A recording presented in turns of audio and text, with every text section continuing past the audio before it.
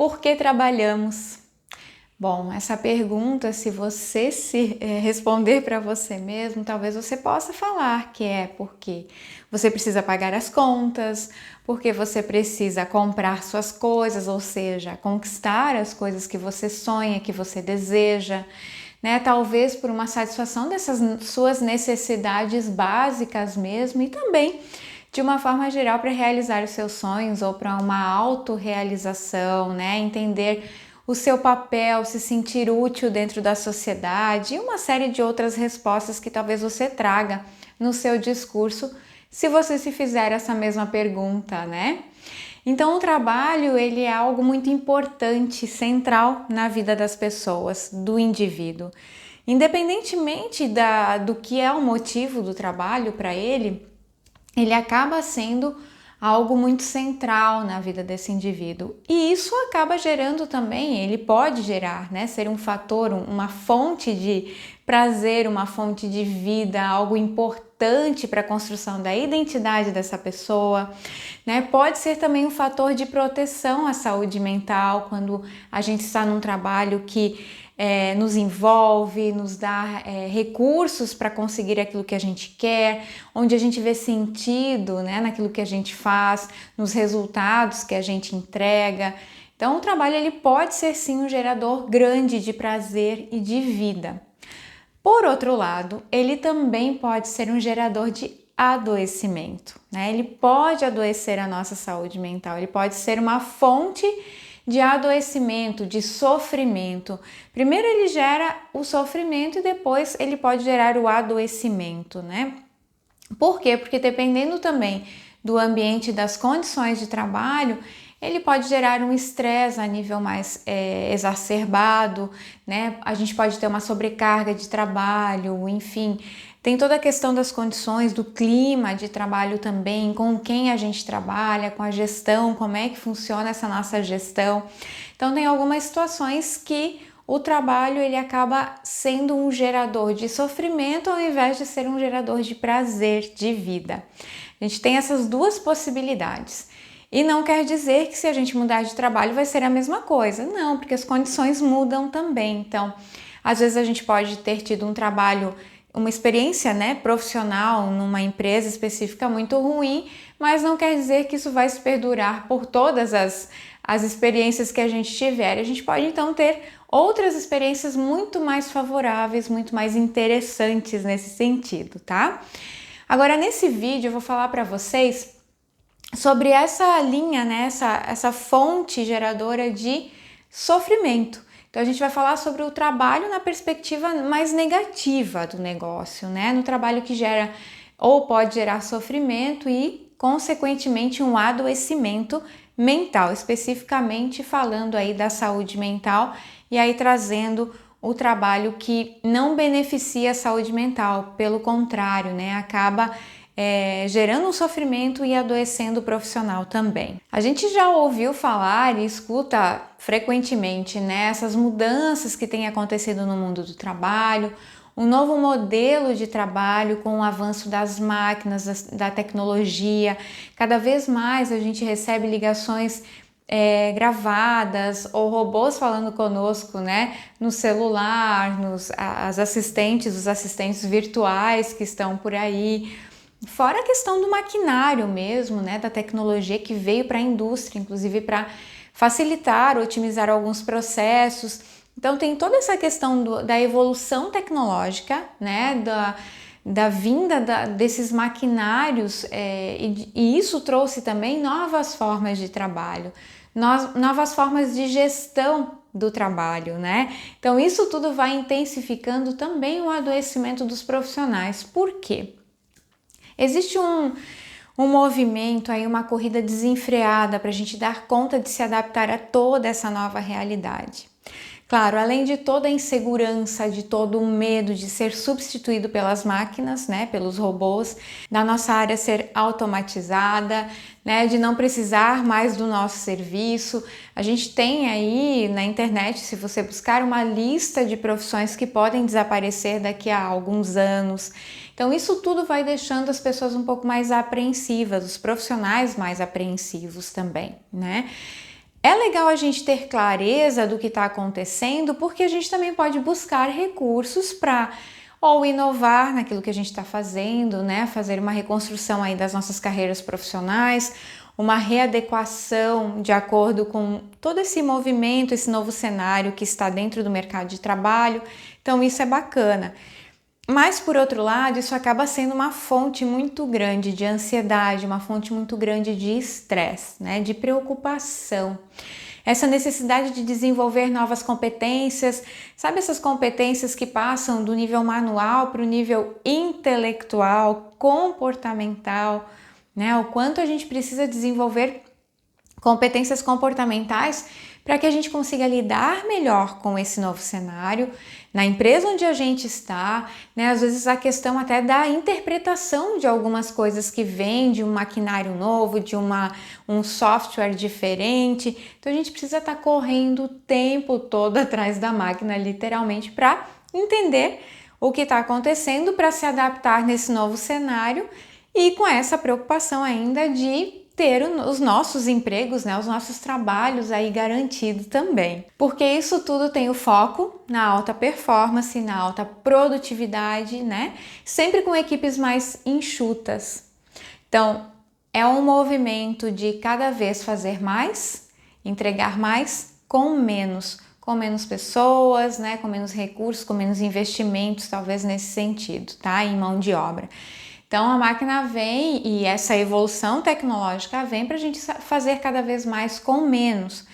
Só que em contrapartida existe também algumas coisas que não, né, a máquina não vai substituir, e nesse sentido às vezes o próprio profissional que continua, que permanece na organização, ele acaba recebendo demandas diferentes daquilo que ele vinha recebendo, porque houve uma mudança no seu cenário de trabalho também, pelas questões de automatizações, e aí ele acaba ficando sobrecarregado por outras situações também.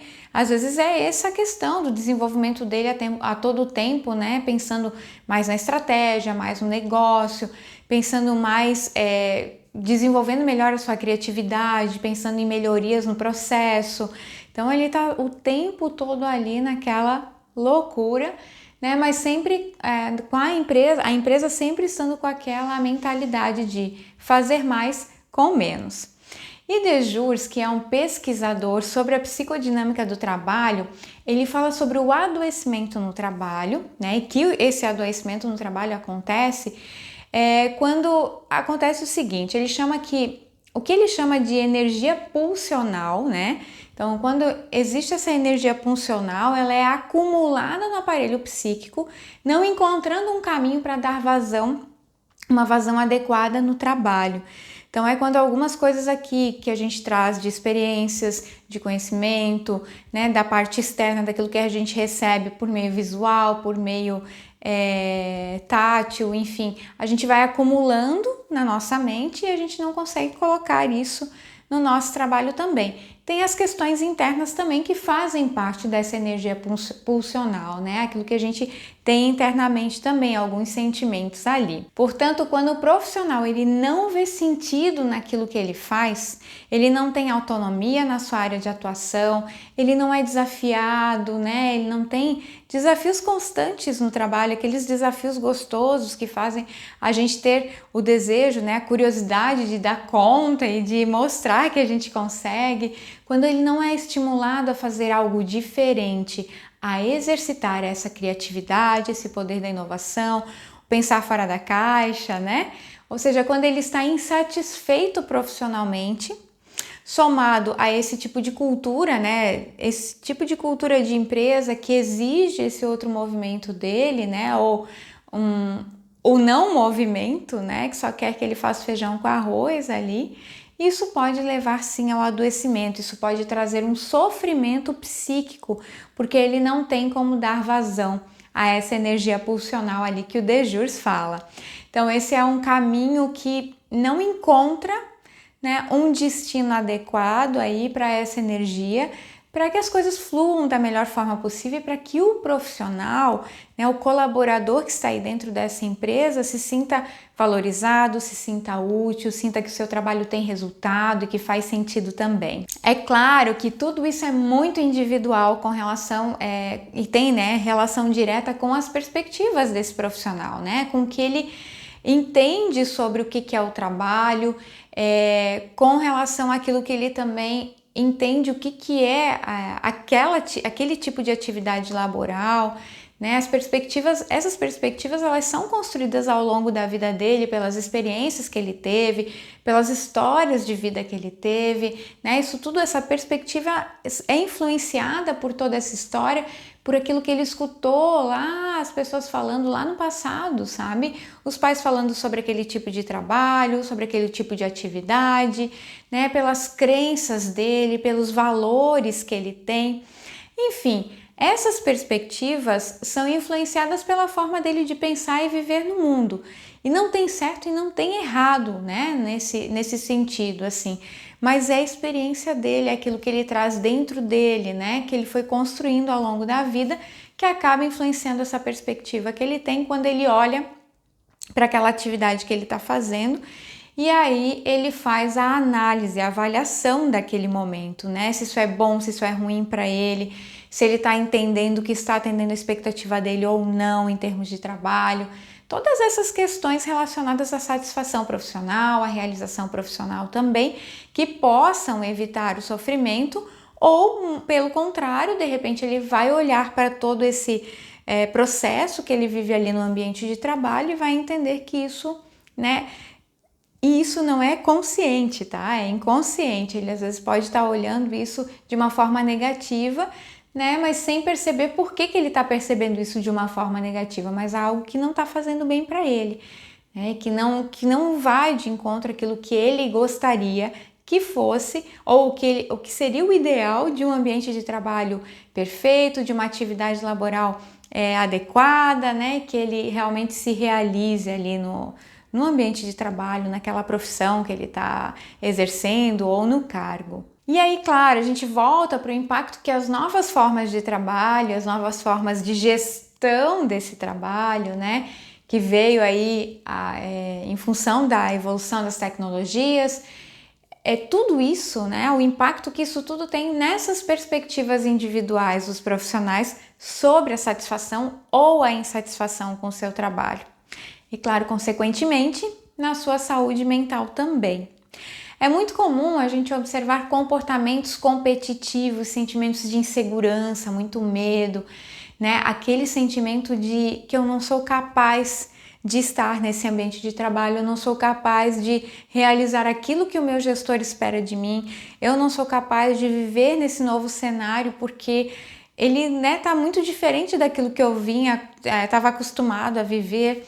Enfim, esse sentimento de incompetência, né, nesse novo ambiente de trabalho. Então é muito comum a gente observar esse tipo de comportamento, esse tipo de sentimento nas pessoas. Quando você conversa com alguém sobre todas essas mudanças, talvez você já tenha escutado, né, isso também, ou você escutará se perguntar isso para algumas pessoas que estão vivendo, que viveram um ambiente diferente lá atrás, antes de tantas mudanças ao mesmo tempo, e que tem a oportunidade de viver o que estamos vivendo hoje também. Então, talvez escutando essas pessoas você vai perceber alguns comentários assim, né, e alguns sentimentos, e até observar esses comportamentos também, né, porque eu sempre tenho que dar conta do negócio, dar conta do recado, eu tenho que ser o melhor ali para eu não perder lugar para ninguém, nem para uma máquina, né, então é uma mescla, um misto de sentimentos aí ambivalentes, mas que estão dentro das nossas organizações, né? Porque fazem parte aí das pessoas também. Muitas delas têm essa sensação, têm esse sentimento e demonstram algum tipo de comportamento relacionado a isso. E esses sentimentos, eles, claro, vão gerar o sofrimento que, por consequência, podem gerar o adoecimento também, né? Então, tem uma relação. Primeiro a gente, né, sente que isso aí é alguma coisa que pode estar prejudicando a nossa vida profissional, pode estar prejudicando inclusive a nossa vida pessoal, porque acaba impactando a gente de uma forma geral, né, embora seja vindo do trabalho, esse sentimento, mas a gente acaba levando também para as outras áreas da nossa vida, e aí depois que vem o sofrimento, se ele começa a persistir, se a gente não vê outras oportunidades, outras saídas ali, né, outras formas da gente mudar esse sentimento ou mudar essa situação que está ali na nossa frente, a gente acaba adoecendo. E aí o adoecimento vem por várias formas, né? É o adoecimento mental que acaba vindo, refletindo também no nosso corpo, né?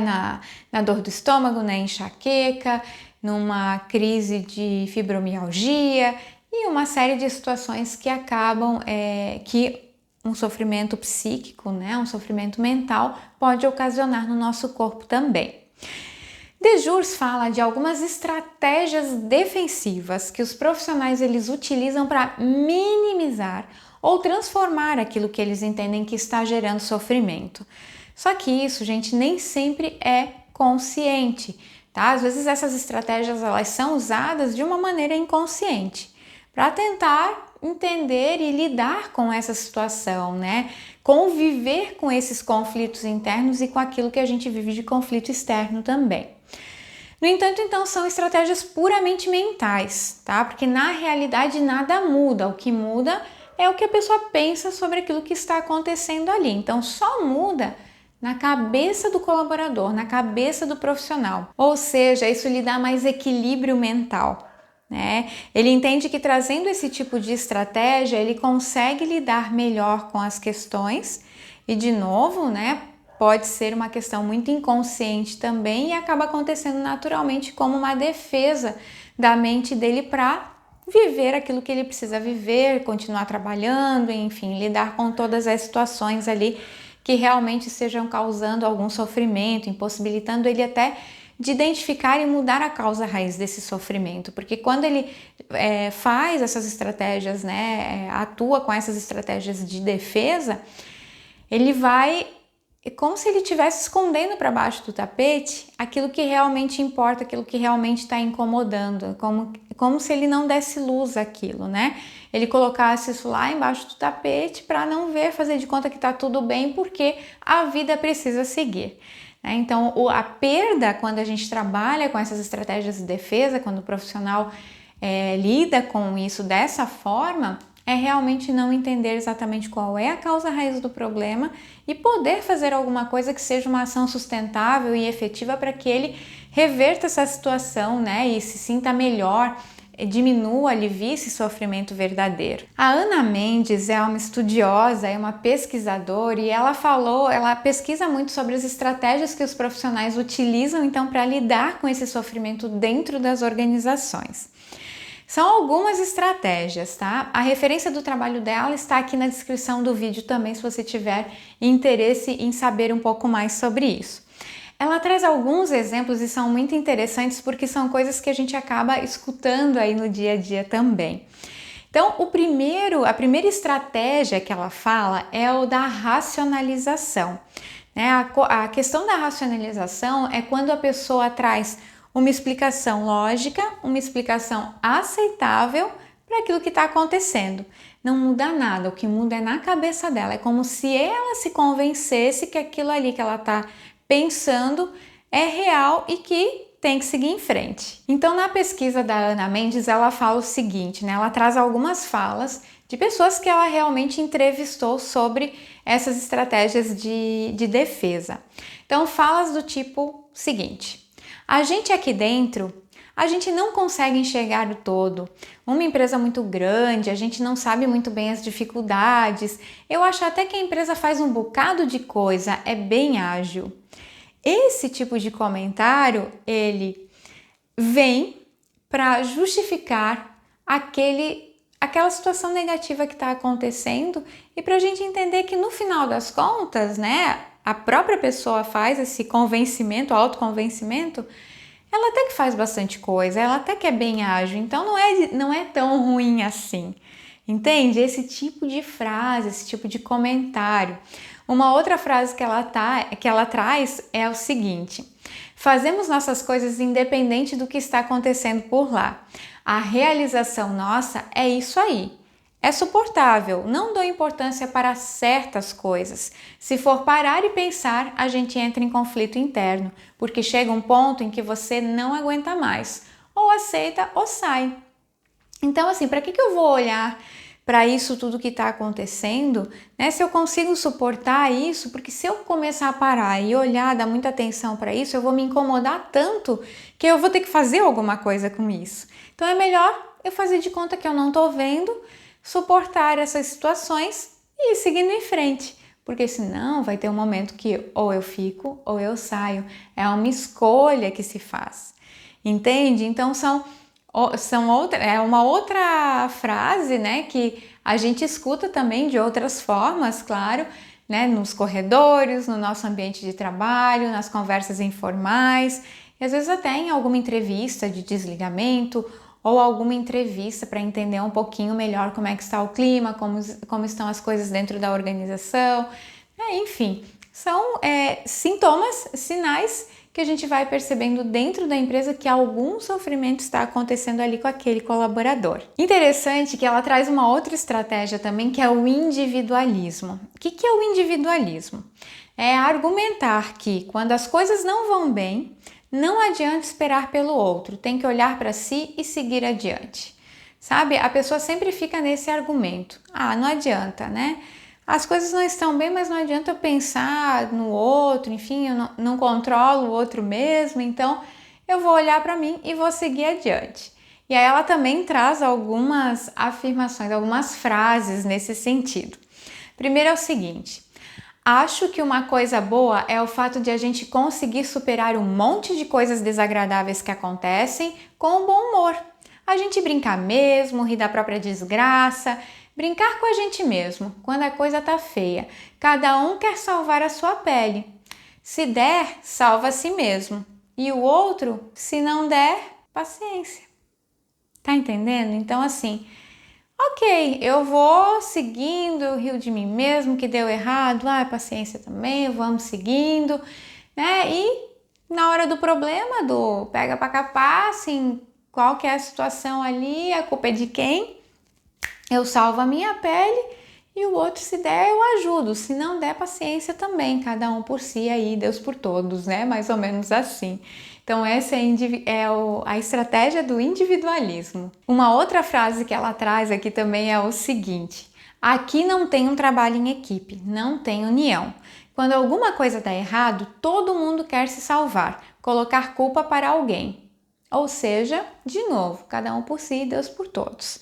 Né? Não tem trabalho em equipe mesmo, então cada um faz o seu e tá tudo certo.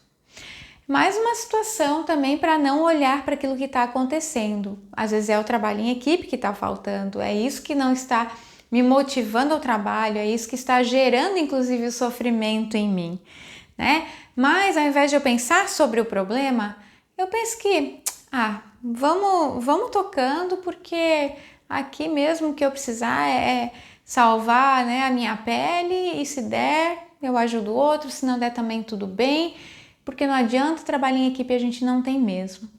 Vejam que é mais um comentário, né, que nos revela que alguma coisa está errada. Então, quando você perceber alguma coisa nesse sentido, para e escuta essa pessoa, chama ela para conversar, para entender o que está acontecendo. Tá, como assim, né? Não existe trabalho em equipe? Me fala um pouco mais sobre isso. Então, são coisas que a gente pode fazer, inclusive em momentos de conversas informais, né? Não precisa só levar para a sala e falar na sala. Tem coisas que, claro, a gente não deve, né, expor as pessoas ali quando a gente tem outras pessoas junto. Mas se é um bate-papo, né, entre pessoas da mesma equipe, alguma coisa assim, dá pra gente puxar essa informação também e pedir, mas espera aí, o que está acontecendo? Né? Me fala o que está acontecendo aí para a gente entender aonde que está essa fonte de sofrimento, tá? Uma outra possibilidade também de estratégia de defesa é a passividade. O que é a passividade? A passividade é como se fosse uma bengala também, em que a mudança ela não depende da pessoa, e sim de algo externo, sabe? Qualquer coisa fora ela, né? Isso aqui tá tudo assim mesmo, mas a culpa é do fulano, a culpa é da empresa. É uma forma também de justificar a permanência na empresa, mesmo em condições desfavoráveis, né? O que mantém a pessoa na sua zona de conforto, porque ela não tem que fazer nenhuma mudança nesse sentido. Então ela fica ali na sua zona de conforto, né? E para ela isso é muito importante. Existe um ganho nisso.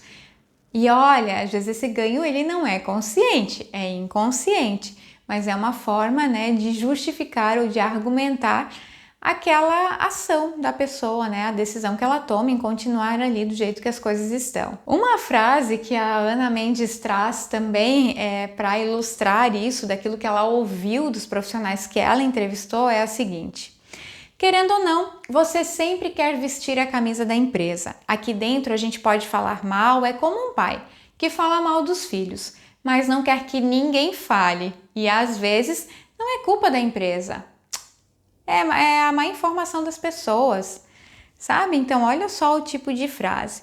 Uma outra frase: muitos colegas estão desempregados, aqui pelo menos eu sou engenheiro.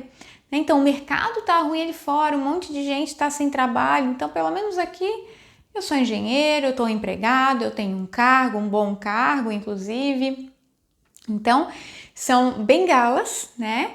São argumentos, respostas que as pessoas se apoiam para conseguir justificar o sofrimento a que elas estão submetidas e aquilo que elas não fazem nada para ser diferente, né? E que às vezes elas não estão conscientes mesmo do que está acontecendo internamente.